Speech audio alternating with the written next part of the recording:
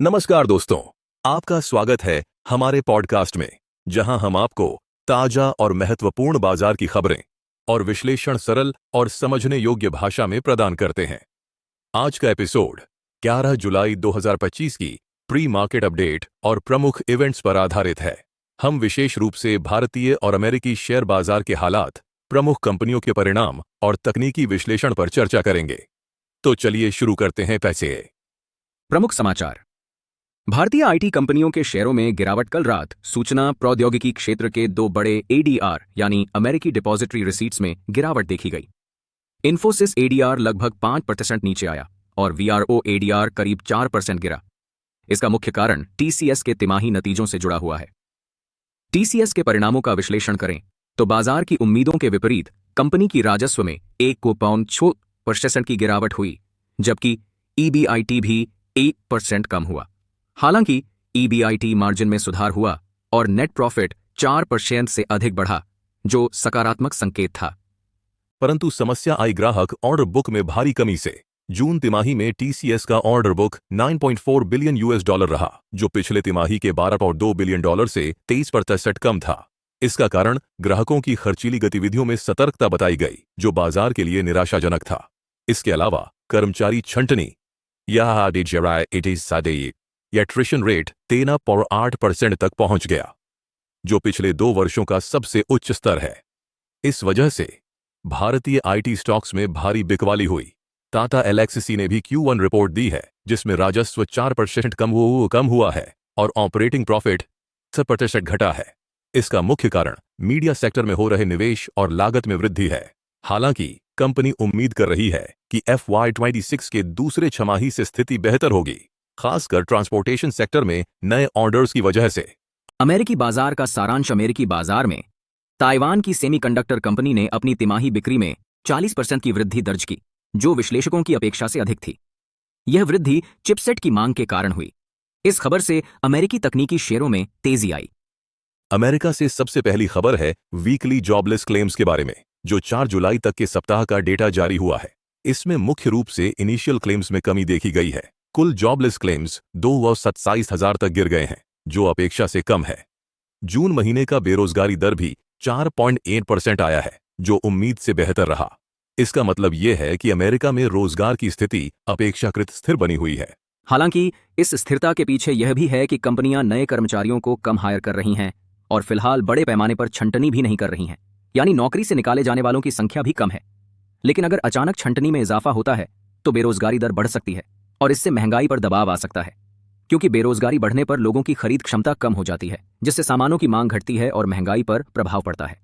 हालांकि बाजार में थोड़ी सतर्कता भी दिखाई दी, क्योंकि ट्रंप ने ब्राजील पर 50% टैरिफ लगाने की घोषणा की, जिससे दोनों देशों के बीच व्यापार युद्ध की संभावना बढ़ गई। डाउ जोन्स 0.43% ऊपर बंद हुआ। S&P 500 में 0.27% की बढ़त रही, जबकि नैस्डैक में केवल 0.9% की मामूली बढ़त आई।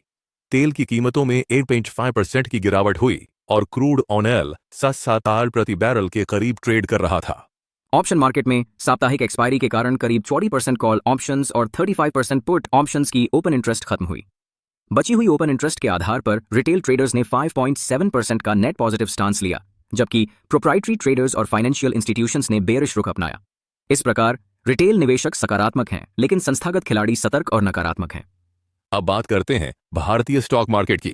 सेबी ने जेम्स स्ट्रीट नामक अमेरिकी ट्रेडिंग फर्म को भारतीय शेयर बाजार में ट्रेडिंग से प्रतिबंधित कर दिया है। यह फर्म स्टॉक इंडेक्सेस में मैनिपुलेशन के आरोपों में फंसी है। विशेष रूप से उन्होंने कहा है कि जेम्स स्ट्रीट और अन्य फर्म्स ने हाई फ्रीक्वेंसी ट्रेडिंग के जरिए अवैध लाभ कमाने की कोशिश की है।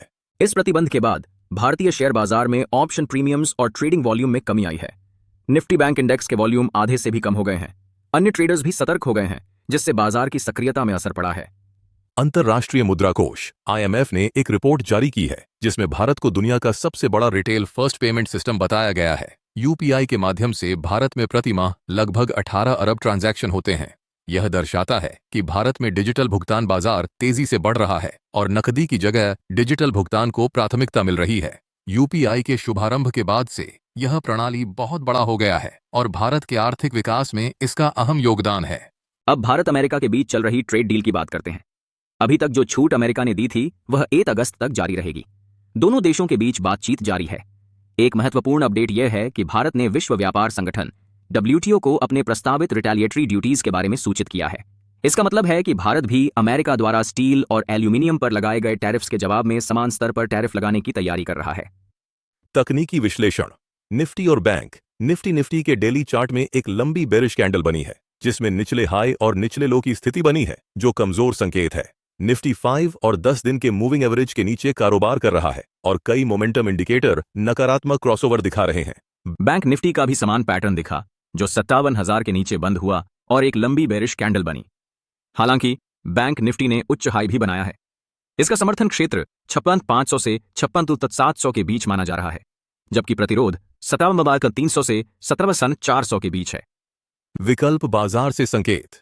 वीकली ऑप्शन डेटा के अनुसार निफ्टी के लिए सबसे अधिक कॉल ऑप्शन ओपन इंटरेस्ट 25,500 के स्ट्राइक प्राइस पर है। उसके बाद 26,000 और 25,600 के स्ट्राइक प्राइस हैं। पुट ऑप्शंस में अधिकतम ओपन इंटरेस्ट 25,500, 25,000 और 50,400 के स्तर पर है। इस डेटा के आधार पर 22,200 से 25,300 के क्षेत्र को समर्थन और 25,700 से 25,600 के क्षेत्र को प्रतिरोध माना जा सकता है। अन्य महत्वपूर्ण बिंदु और कंपनियों की स्थिति। कुछ स्टॉक्स में शॉर्ट बिल्डअप और लॉन्ग बिल्डअप की स्थिति देखी गई है। उदाहरण के लिए K fintech, LIC, Infosys, solar industries और BC में ओपन इंटरेस्ट बढ़ा लेकिन कीमतें गिरीं, जो शॉर्ट बिल्डअप का संकेत है।